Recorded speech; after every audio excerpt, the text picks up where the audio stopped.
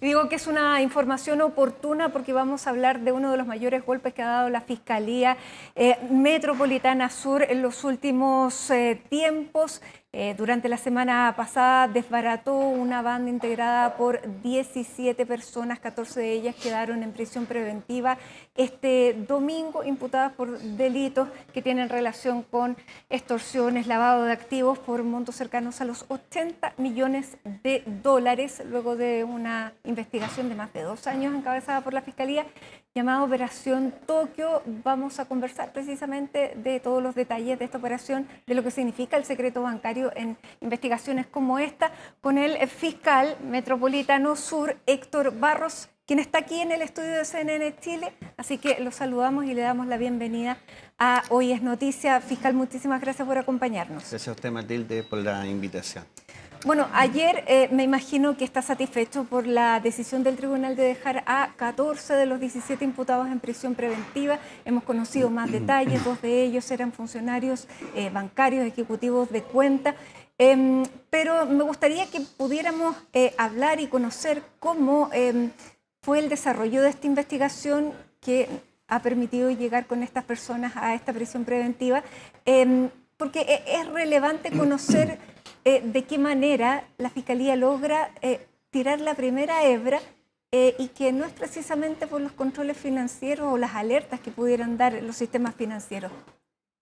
Sí, bueno, esta investigación comienza con el hecho del quíntuple homicidio en Lampa, pero que tiene 2024, que tiene relación básicamente con la Fiscalía Sur, porque en uno de los teléfonos que se incauta en ese sitio del suceso, que no era de ninguna víctima ni imputado, sino que era de una testigo, en este caso la mujer que casi todo el mundo conoce como la Barbie, que es Bárbara Hernández. Siendo la ejecutiva del Banco Estado. No, ella, ¿no? Bárbara Hernández es la persona que está vinculada básicamente en la estructura con lo que tiene que ver con los eventos, pero con las extorsiones también hacia los comerciantes, tanto del sector del barrio Bellavista, como también de todas las otras zonas donde se realizan las fiestas. Ya, ella estaba en esta fiesta, se le cae el celular. De hecho, esa fiesta no se iba a celebrar en una parcela en Lampa, sino que se iba a realizar en San Ramón, y por eso se vincula con la Fiscalía nuestra, en términos en que lo que ocurre ahí es que ellos empiezan a extorsionar el Tren de Aragua a una persona que se dedica a los eventos musicales en la comuna de San Ramón. Producto de que ella no acepta o no está de acuerdo con las extorsiones que le empiezan a hacer, ella deja de producir eventos y eso hace que le vayan a disparar a su casa los integrantes del Tren de Aragua. Le disparan en 12 ocasiones con un arma de grueso calibre en este caso a las puertas de su casa. Y en segundo lugar, además suben este video con esa balacera, más exhibiendo una granada donde dicen que la van a usar en el evento que se hagan fiestas sin que estén autorizadas. A partir de ahí se abre entonces una investigación que tiene que ver concretamente con las extorsiones a las personas que asican a los eventos nocturnos. Y ahí hay toda una serie de vinculaciones que se producen donde tenemos a personas que están encargadas de tratar de incrustarse en las distintas fiestas, de empezar a acercarse a los productores, de empezar a funcionar como una ayuda. A ver, el Tren de Aragua aquí, la gran marraqueta que se dan debajo del brazo es que ellos dicen que son capaces de trasladar a toda la población venezolana que está en Chile y que participa en estas fiestas a las fiestas que existen autorizadas por ellos. Entonces le aseguran una clientela a la persona que le hace los eventos. No sé, antes recibían 50, ahora reciben 200 personas, por ejemplo, en cada uno de los eventos. Pero ahí empieza el problema en que el Tren de Aragua le empieza a exigir en que ellos se quieren quedar con los dineros, por ejemplo, de la venta de entrada. O quieren vender droga dentro de los recintos donde se hacen las fiestas, o bien ejercer la prostitución, y todos esos dineros finalmente empiezan a ir hacia determinadas cuentas que trabajan con el Tren de Aragua. Ahora, el Tren de Aragua no habíamos escuchado nombrar investigaciones relacionadas a grandes delitos del Tren de Aragua. Se pensaba que ya era una organización que, si bien tenía las redes, muchos dicen también tenía el nombre de la franquicia, operaba con otros clanes locales, pero que ya no estaba operando. Esta es la demostración más clara de que el Tren de Aragua sigue operando ¿Esto desarticula el Tren de Aragua en Chile? ¿Qué nivel de golpe le da al Tren de Aragua esta operación Tokio? Yo claramente creo que este no es el final del Tren de Aragua. Nosotros, fíjese que hemos, por ejemplo, con los equipos de ECO hay más de 250 personas en prisión preventiva solo por secuestro. Y sin embargo, lo que hemos logrado es que durante un cierto tiempo la organización que desbaratamos, como los piratas, como la hermandad, por ejemplo, permanezcan sin realizar delitos 2 semanas o 3 semanas, pero vuelven a rearticularse y vuelven otra vez a involucrarse con secuestro y con homicidio. La pregunta es, y nosotros nos planteamos, bueno, ¿por qué no podemos terminar con ello? La respuesta está en esta investigación.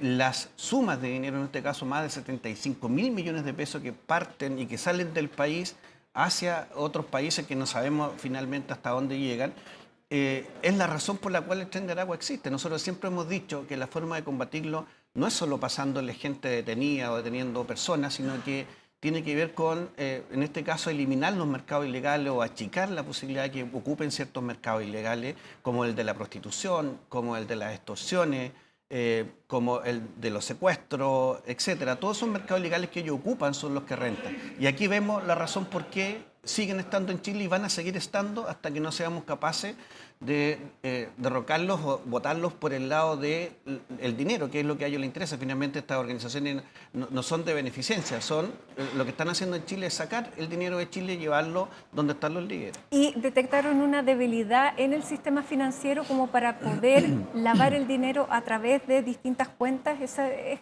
un poco lo que ha llevado esta investigación fiscal. Yo no sé si ellos denotaron una debilidad, sino que todo el mundo que veíamos al Tren de Aragua o que lo han visto como una organización criminal bastante rudimentaria, violenta, no es tan rudimentaria, o sea, es violenta, pero no es tan rudimentaria en la forma en que ellos están sacando los dineros. Fíjese que hace tiempo que yo siempre me preguntaba, ¿cómo se llevan la plata? Entonces alguien te decía, no, se la llevan físicamente del país.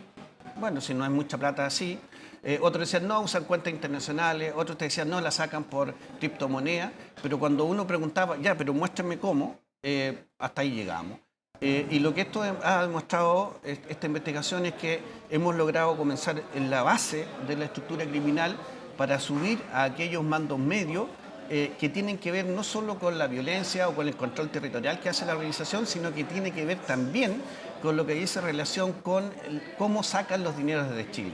Y desde ahí, por lo tanto, ellos lo que hacen es usar, aperturar cuentas corrientes a nombre de personas que a lo mejor podían justificar un cierto monto de dinero, pero no tanto, y de esa vía armar sociedades de papel como son Vex Group y Vex Digital, que se arman con 6 días de diferencia, donde las dos tienen un domicilio que no existe realmente, donde no tiene una plataforma, no tiene una oficina, donde trabaja alguien, no hay ningún trabajador incluso en esa empresa. Sin embargo, llegan a ella, a una de ellas, Vex Digital, 58.000 millones de pesos. Ahora, la unidad de análisis financiero logra detectar algunas de estas operaciones porque, o las investigaciones que hizo la unidad de análisis financiero le sirvieron de insumo a la Fiscalía para poder llegar a parte del resultado que hemos visto. A ver, aquí hay dos fases. Una que tiene que ver con los reportes de operaciones sospechosas que tienen que hacer los bancos y que en este caso existieron, para ser justo. Y en segundo lugar, tiene que ver... ¿Y qué se reportó en los bancos? ¿Se reportó la cantidad de cuentas o los montos? Se reportaron personas y se reportaron sociedades y se reportaron montos que pasaban por las cuentas de esas sociedades y de esas personas. Esa información va a la unidad de análisis financiero.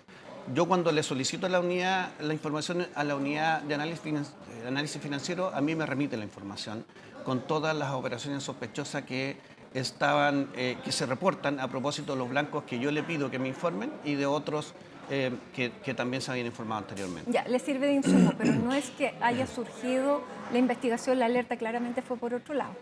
Es que en este caso en particular nosotros no partimos por una alerta, lo que nosotros partimos fue por la organización misma. Ahora, eso no significa que la unidad de análisis financiero no haya mandado la alerta ni haya informado. Ahora, estamos hablando del secreto bancario, la discusión del secreto bancario, precisamente el día de mañana hay una votación importante en el Senado. ¿En qué manera o cómo demoró la no existencia de una ley como esta, ¿de qué manera retrasó, por ejemplo, esta investigación? A ver, nosotros siempre... Esta es una discusión más política que lo que tiene que ver con nosotros, ¿no? Yo soy un fiscal operativo y por lo tanto lo que hago es aplicar la ley que esté disponible en ese momento, sí. Pero también para ser justo, en este caso en particular, nosotros los alzamientos de secreto bancario que solicitamos al tribunal se otorgaron. En el tiempo que fue necesario, ¿hubo retrasos o operó en el tiempo que ustedes necesitaron? No, los sistemas están bastante expeditos el día de hoy, a diferencia de lo que ocurría antes, que eran meses que uno tenía la información, ahora están llegando en días, en cuestión de días, porque los bancos han hecho una coordinación básicamente para entregar lo más rápido posible la información. Ahora, va a depender del tipo de investigación también que diga relación con si podemos alzar o no secreto bancario, podría darse una situación de fin de semana tal vez, pero por lo general los jueces cuando le hemos solicitado nosotros en lo particular, estoy hablando de esta investigación en particular, nos dieron las autorizaciones que habíamos pedido. Ya, distinto es que hay un sistema de inteligencia que trabaje sin esta traba y que pueda a lo mejor anticiparse, ¿no? Bueno, ahora salió una norma de la ley de inteligencia financiera que debería facilitar probablemente mucho más las cosas. Lo importante, que se va a discutir mañana. Sí, lo importante es que en el fondo el Ministerio Público tenga las herramientas necesarias para hacer los alzamientos de secreto bancario y ojalá en lo posible lo más rápido que se pueda. Ahora, fiscal, yo le preguntaba, ¿esto desarticuló el principal brazo del Tren de Aragua aquí en Chile o la red es mucho mayor y todavía no la conocemos? Yo creo que la red es mucho más amplia de lo que nosotros creemos, pero creo que este golpe ellos lo van a resentir porque por primera vez le hemos dejado al desnudo, en el fondo, cuál es el mecanismo que tienen para sacar las plata desde Chile. Aquí lo que queda claro es que utilizan personas que están en posiciones de conocer un poco el sistema financiero.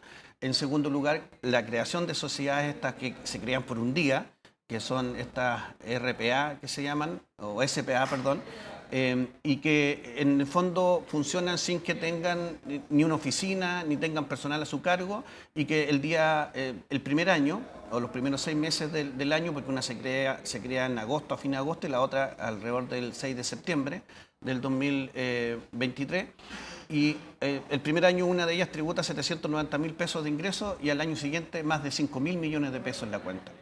Entonces, la pregunta es, incluso el Servicio de Puesto Interno citó a los representantes legales a tratar de justificar esos ingresos también, pero bastante, o sea, un par de años después desde que ellos parten teniendo estos incrementos patrimoniales injustificados en sus cuentas corrientes o sus productos bancarios. ¿Y cómo entonces pudieron seguir luego de haber pasado ese control? Bueno, en el caso de la empresa VIX Digital, que es de Oscar Delgado, que está en prisión preventiva actualmente, él lo que plantea es que concurrió al Servicio de Puesto Interno a tratar de justificar, en este caso, los ingresos. Pero posteriormente también a él le cerraron las cuentas que tenía la empresa, porque efectivamente ya esa empresa, por su cuenta, pasaron 58.000 millones de pesos. El tema es que entre que empieza a ocurrir este hecho y el momento en que se le empiezan a cerrar las cuentas, ya habían sacado entre las dos empresas más de 75.000 millones de pesos de nuestro país hacia el exterior.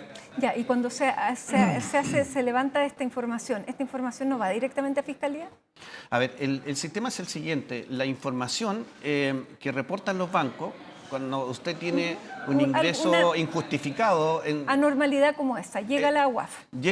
Lo que hace es un reporte, el banco, el reporte le llega a la unidad de análisis financiero, la unidad de análisis financiero hace la denuncia al Ministerio Público. ¿La hizo en este caso? En este caso en particular tengo entendido que ellos, no a mi Fiscalía Regional al menos, no había llegado ningún reporte de esto, pero tengo entendido que sí a otras, al Ministerio Público, a la Fiscalía Nacional en este caso. ¿Y ahí qué pasó entonces? No lo sé, yo solo, como le digo, yo parto desde abajo con la investigación, pido la información de cierto blanco y la UAF me lo remite. Ya, pero entonces hay información que se está perdiendo, o que no está llegando. No lo sé, porque si a usted no le llegó y era una información tan importante en este caso. Es que no necesariamente me tiene que llegar a mí. Y lo digo porque yo solo estoy viendo la investigación que tiene que ver, en este caso en particular, con las extorsiones, y a partir de las extorsiones salta lo otro. Lo que hace este otro mecanismo opera de manera distinta. El banco hace el reporte de operación sospechosa o el ROE o el ROS, se remite a la unidad de análisis financiero y la unidad de análisis financiero hace un análisis y lo remite, en este caso, al Ministerio Público. Esa es la forma en que se opera y eso hay un mecanismo establecido en la Fiscalía Nacional para esos efectos. En este caso en particular, la Fiscalía Sur no tenía ningún reporte. No estoy diciendo que el Ministerio Público no lo tenga, solo que la Fiscalía Sur no lo tenía y que lo tuvimos cuando lo solicitamos. Ya. Dicho todo esto, ¿cuál fue la mayor dificultad en esta investigación? La mayor dificultad ha sido la cantidad de personas que están involucradas en las operaciones. A ver, yo creo que uno de los grandes temas que tenemos que elucidar a continuación es nosotros, por ejemplo, por la cuenta del Ejecutivo de José Carlos Pérez Asensio, salen 800 millones de pesos aproximadamente. Esos dineros se van a dos empresas, Vex Digital y Vex Group. Esas dos empresas, a su vez, remiten los dineros a principalmente tres empresas que son de Manuel Ríos Guaidó, que son 8 venezolanos, aquí intervienen solo venezolanos, y que tiene 3 empresas también de papel y que funcionan en el mundo de la FIT o de los criptoactivos, en el fondo transformar los dineros nuestros en criptomonedas, en el fondo donde la trazabilidad ya se pierde, ¿ya? Y por lo tanto, aquí lo que ha quedado de manifiesto es que los dineros que provienen, por lo tanto, de las extorsiones son un porcentaje. La pregunta es, si estamos hablando de que solo por la vía del Ejecutivo pasan 800 millones de pesos, supongamos 1.000 millones de pesos, incluido con otras transferencias. La pregunta es de dónde salen los otros 74.000 millones de pesos. Y ahí es lo que nosotros planteamos, en que lo que nosotros hemos descubierto no tiene que ver solo con las extorsiones, tiene que ver con los distintos mercados, con la venta de droga, con la explotación sexual, con los delitos contra la propiedad, con los dineros que consiguen los secuestros, con todo la recaudación que tiene el Tren de Aragua en nuestro país finalmente, y esta es la forma en que lo estaban sacando. Si me pregunta usted hoy día, probablemente estén usando otras empresas que hayan creado o que estaban y sigan haciéndolo. Por lo tanto, no se ha logrado tampoco definir hacia dónde, cuál es el destino final de estos recursos. Se ha logrado, digamos, decomisar parte de este dinero. ¿Qué es lo que se ha hecho con esta cantidad de casi 80 millones de dólares? Nosotros tenemos congelado alrededor de 380.000 dólares en una de las empresas que sacan los dineros hacia el exterior, que son en este caso de Marcos Reyes, que es otro venezolano. Sin embargo, los otros flujos de dinero todos se transformaron en criptoactivos y por lo tanto la trazabilidad ahí se pierde. Ahora, nosotros lo que tenemos que concentrarnos ahora es en trabajar las otras líneas que dicen relación con los depósitos de dinero, que no tienen que ver solo con el secuestro extorsivo, sino que tienen que ver con la explotación sexual, como digo, el mercado de la droga, etcétera, y que ahí hay todo un mundo que hay que descubrir ahora. Ya, por lo tanto, estas 14 personas que quedan en prisión preventiva son una mínima parte de lo que puede ser esta red. Si nosotros lo miramos en relación a la cantidad de dinero que han movido estas personas en las cuentas con las sociedades, es un mínimo porcentaje de personas involucradas. Ya, por lo tanto, las personas que están involucradas también deben haber levantado las alertas y probablemente en este tiempo no se estén generando estos movimientos. Lo más probable es que reaccionen, pero no hay otra forma de actuar que no sea la que nosotros hemos tenido hasta ahora, por lo menos evidenciando los flujos de dinero, cómo estaban saliendo. Y lo otro es la información de relevancia que va a salir de toda esta investigación y que nos va a permitir poder situarnos donde sí tenemos que situarnos y que tiene que ver con el aspecto patrimonial. Nosotros no sacamos nada, como dije hace un rato atrás, de detener y detener personas si no somos capaces de quebrarle el negocio que ellos tienen. Y la forma de quebrárselo es atacándole, en este caso, las sociedades o evidenciando en el fondo cómo están sacando, en este caso, los dineros de nuestro país. ¿Dónde están las debilidades legales, institucionales? ¿Cuáles son las herramientas que le faltan a usted, tanto por el sistema, por la institucionalidad, como por la legalidad? Los aspectos que he mirado, nosotros tenemos una buena legislación actualmente, se ha ido modernizando, se ha actualizado en los últimos años.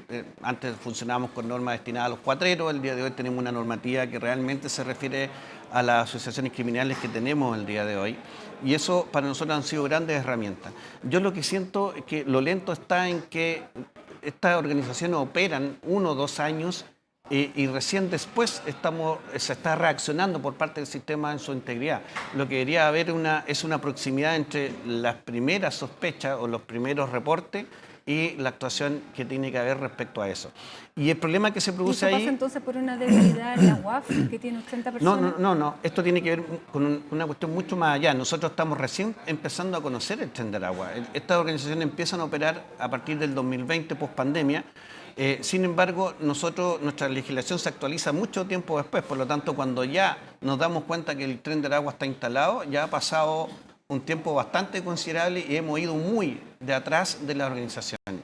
Si hubiésemos estado en tiempo real con ellos, si hubiese habido en ese momento una legislación acorde a los requerimientos que se necesitaban, lo más probable es que y los recursos sobre todo, hubiésemos ido más próximos al funcionamiento de esta estructura. El día de hoy hemos perdido harto tiempo y lo importante es que siento yo que nosotros vamos a colaborar con esta investigación y espero que sea lo que puedo dejar en esta institución antes de irme, es que podamos desvirtuar por primera vez cómo están sacando. Hay otras investigaciones, se habla del Clan Chen con mucho dinero, pero de respecto al Tren de Aragua, esta es la operación más grande que hay en lo que dice relación con sacar dinero del país. Y yo creo que esto nos empieza a mostrar un poco la columna vertebral de la estructura criminal.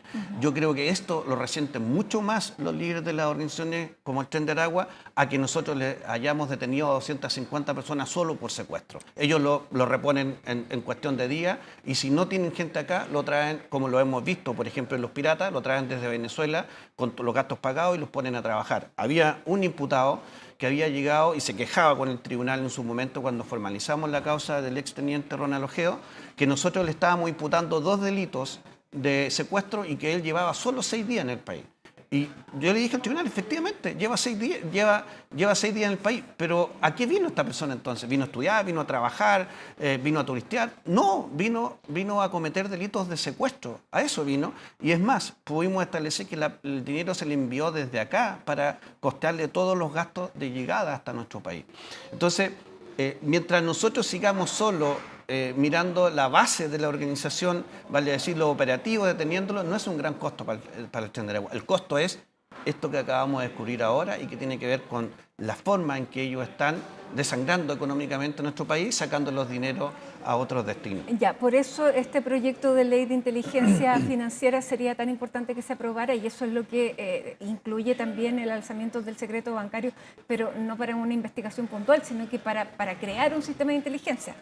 Sí, yo he estado revisando la norma y la verdad que tengo harta esperanza en la implementación de esa norma porque creo que nos debería dar resultados en mucho menos tiempo de lo que estamos teniendo el día de hoy. Vale decir, las alertas que deberíamos tener todas las instituciones, no estoy poniendo foco ni en las instituciones financieras, ni en la UAF, ni en el Ministerio Público, es todas las instituciones, hay que incluir el Servicio de Puesta Interno, hay que incluir a la aduana.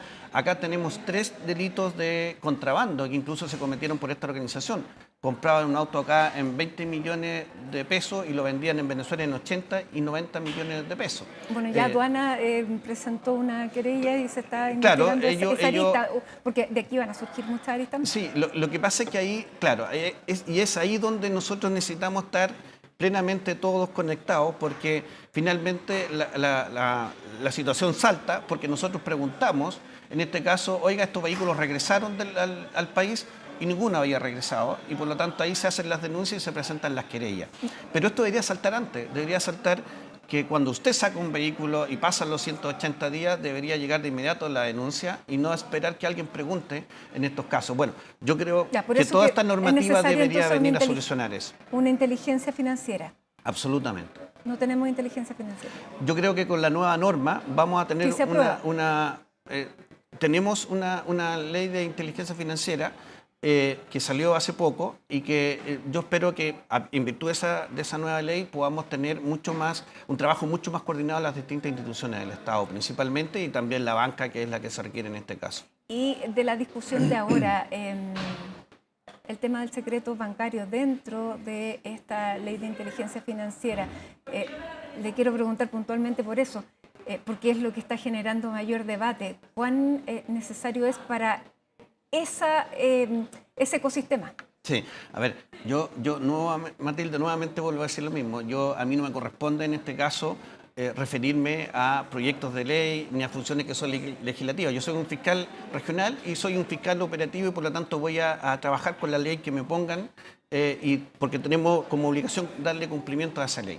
Y en virtud de eso, ojalá que sean las leyes más ágiles posibles y que funcione todo el sistema interconectado. Yo creo que si todos nos ponemos de acuerdo y actuamos como Estado, y no solo como Estado, también como, por ejemplo, la banca, actuando también de nuestra parte, podamos hacerle frente a esta pandemia que en el fondo es el crimen organizado y lo que nos ha venido a dejar acá, en este caso en particular, el Tren de Aragua. Estamos hablando de muchas víctimas fatales, de muchos secuestros, de muchas extorsiones, cosas a las cuales nosotros no estamos acostumbrados y que pareciera ser que nos puede empezar a permear de a poco y empezar entonces a vivir de una manera distinta a la que vivíamos hace 5 años atrás. Que eso claramente está ocurriendo, porque uno dice, si lo ocurría con locales en Bellavista, ¿qué podemos esperar de probablemente minimarket que están en zonas periféricas? Sí, ese es otro fenómeno y a nivel, o sea, voy a usar una expresión bastante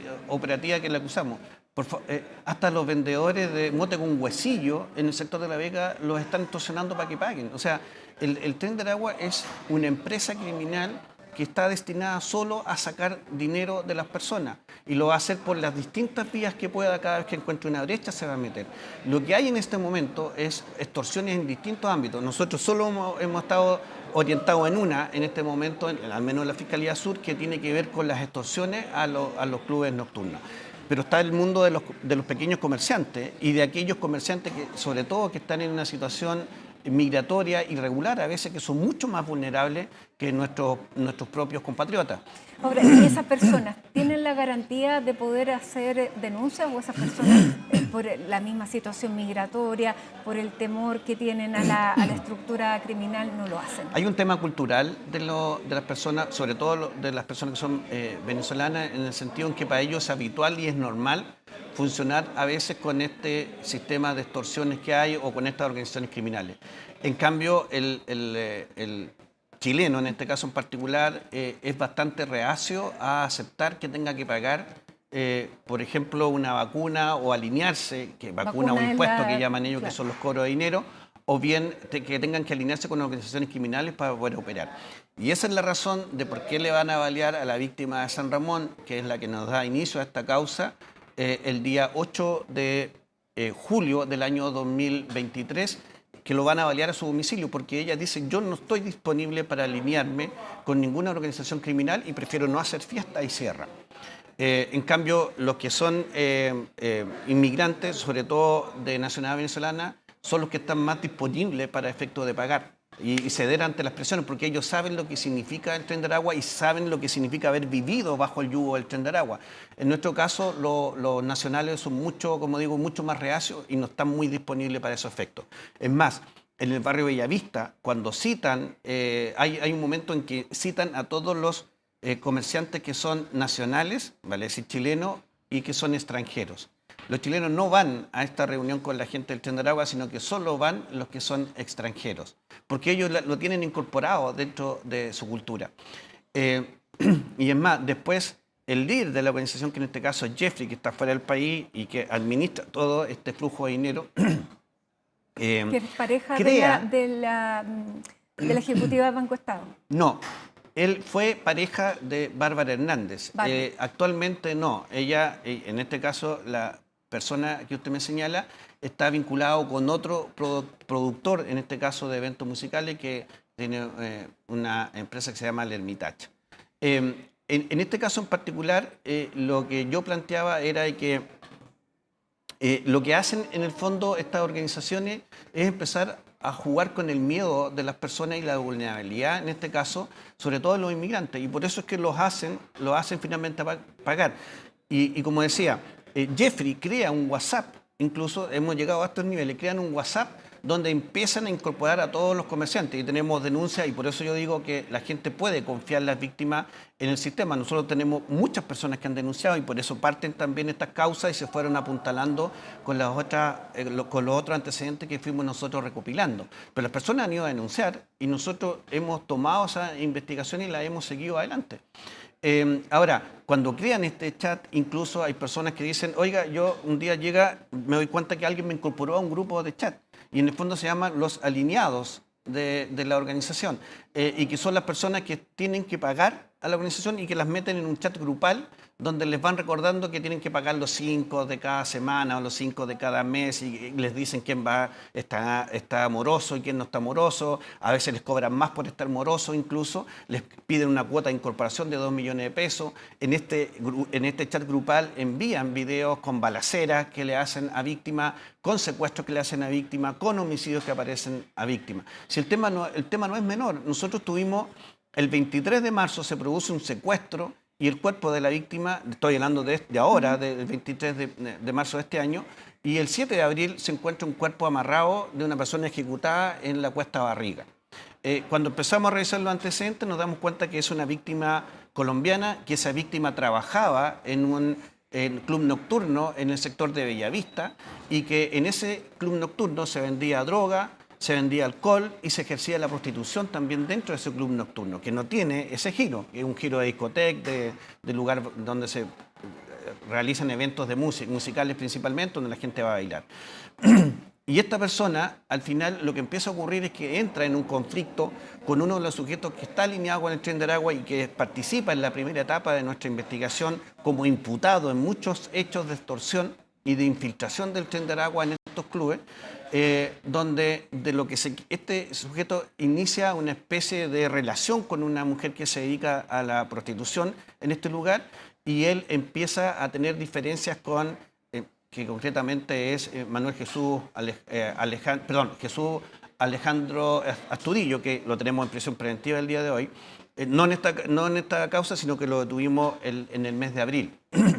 Pero este sujeto empieza por los estados de WhatsApp a atacar un poco a este sujeto del Tren de Aragua, donde le dice que utiliza la palabra él trata de blanca, son en el fondo trata de personas el día de hoy, y le dice que explota a las mujeres que se dedican al comercio sexual, y eso genera una enemistad que lleva a este sujeto del Tren de Aragua a secuestrar a la víctima, a torturarla, a mantenerla amarrada, lo que ellos filman, además encontramos hasta el video, y posteriormente lo ejecutan y lo trasladan a la Cuesta Barriga, donde lo dejan con la misma amarra incluso que aparece en los videos cuando están torturándolo.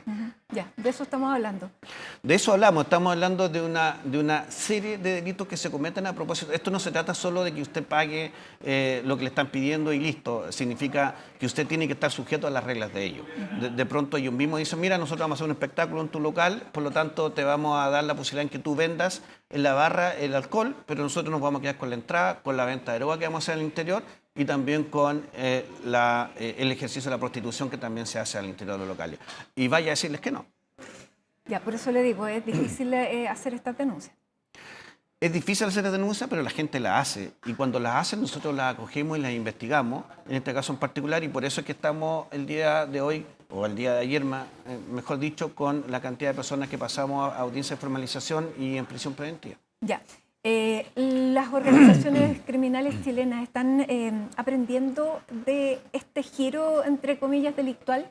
Están aprendiendo muy rápidamente de los giros de la forma en que se cometen los delitos por parte de las organizaciones transnacionales. Nosotros siempre hemos dicho que tuvimos la duda de cómo iban a convivir estos dos mundos, la delincuencia nacional versus la delincuencia transnacional. ¿Y qué hemos visto hasta ahora?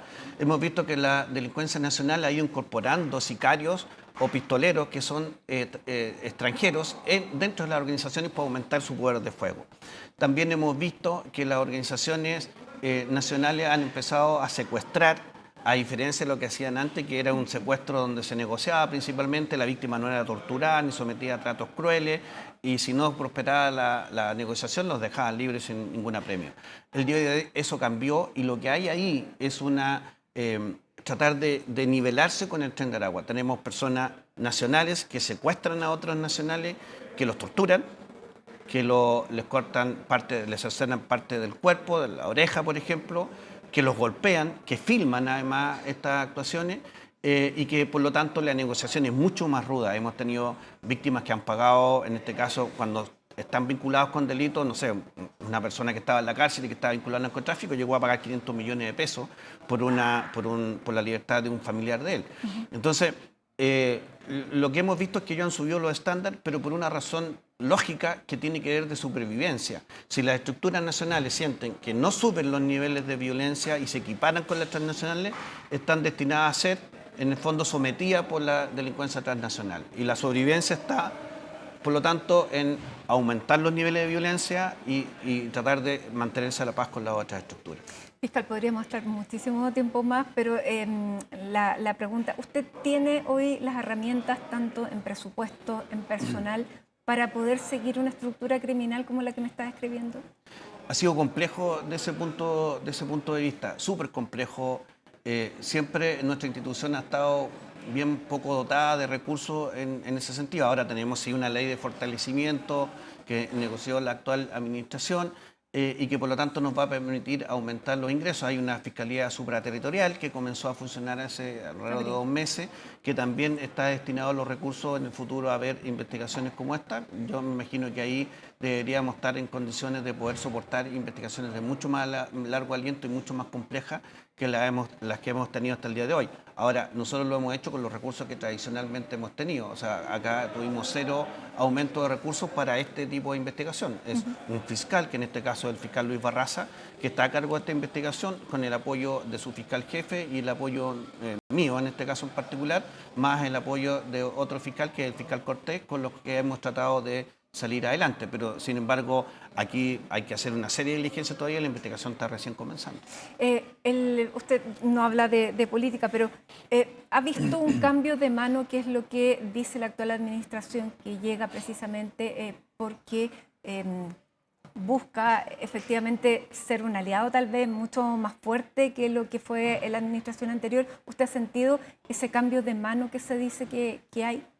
A ver, yo vuelvo a lo que dije al principio. Yo la verdad que evito referirme a temas políticos y contingentes que no tienen que ver con mi función operativa, y por eso yo, sin embargo, soy un sujeto muy optimista y positivo en eso, y creo que vamos encaminándonos a solucionar estos problemas que si no lo hubiésemos hecho, si no lo hacemos ahora, va a ser súper difícil hacerlo. Yo siempre me quejo que vamos 3 años atrás de las organizaciones criminales o 2 años atrás, porque comenzamos mucho después a tener tecnología, a tener más gente, a darnos cuenta qué es lo que era el fenómeno del crimen organizado. Cuando tú decías que aquí había delincuencia transnacional, no te creían, incluso algunos parlamentarios se reían cuando tú lo decías en su momento, porque te decían que no estábamos en Italia, que no estábamos en países como eso, pero nosotros ya advertíamos que aquí venía algo diferente. ¿Y por qué lo advertimos nosotros? Y también lo advierten las policías. Porque somos los que estamos en contacto directo con la delincuencia y cómo la delincuencia va moviéndose en el fondo y los cambios que va haciendo para adecuarse a las nuevas realidades que se producen. Ya, por lo tanto, más recursos siempre son bienvenidos. Los recursos siempre son bienvenidos. Ese podría ser un cambio ahí o un fortalecimiento de mano. Fiscal, muchísimas gracias por haber estado aquí con nosotros luego de este golpe, que es un golpe grande, pero usted dice que no es el golpe definitivo del Tren de Aragua. Así es. No, gracias a ustedes por la invitación. Yo espero que podamos seguir teniendo buenos resultados como los que hemos tenido al día de hoy.